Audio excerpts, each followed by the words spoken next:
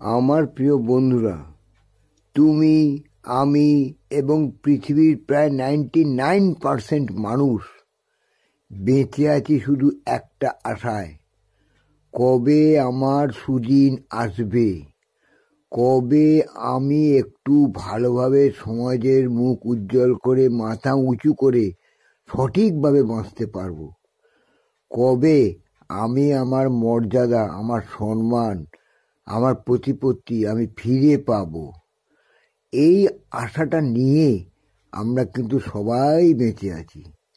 আমাদের মন থেকে যখন এই আশা চলে যাবে, যে কোনো একটা আশা যদি একবার চলে যায়, বন্ধু, আমাদের মৃত্যুবরণ করে নিতেই হবে। মৃত্যুই আমাদের শেষ পথ, এর পরে আর কোনো পথ নেই।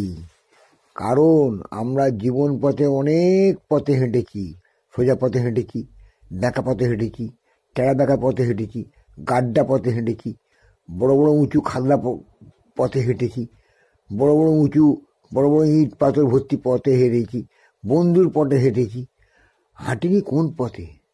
এই আমাদের মৃত্যুর পথে আমরা কেউ কিন্তু এখনো হাঁটিনি।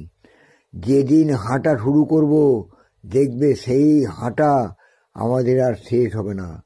শেষ হবে দুটো জায়গায়, একটা হচ্ছে শিওর ডেলিভারি হয়ে যাব নরকে, আর একটা শিওর ডেলিভারি হয়ে যাব স্বর্গে।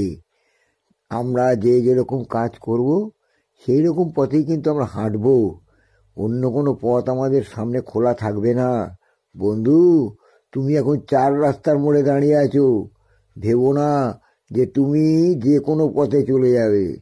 তোমার কর্মফল তোমার পেছনে সব সময় থাকবে, মৃত্যুর আগে, মৃত্যুর পরে।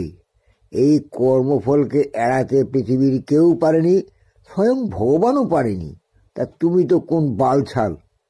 দেখবে তোমারও সেই একই কর্মফলের অধিকার প্রাপ্ত হবে। একদম অমোঘ বিচার। এটা হচ্ছে বিধাতার লিখন। পৃথিবীর সব কর্ম তুমি এড়াতে পারবে, কিন্তু কর্মফলকে তুমি এড়াতে পারবে না। এ তোমার ললাটে লেখা হয়ে গেছে জন্মের প্রথম দিন থেকেই। মৃত্যুর শেষ দিনেও দেখবে তোমার এই কর্মফল ভোগ করে যেতে হবে, এটা গ্যারান্টেড। তাই বলি বন্ধুরা, তোমরা সবাই সৎ হও, সত্যবাদী হও, সৎ পথে চলো, সঠিক পথে চলো। দেখবে তোমাদের কর্মফল এত ভালো হবে যে তুমি সোজা স্বর্গের পথেই ডেলিভারি হয়ে যাবে।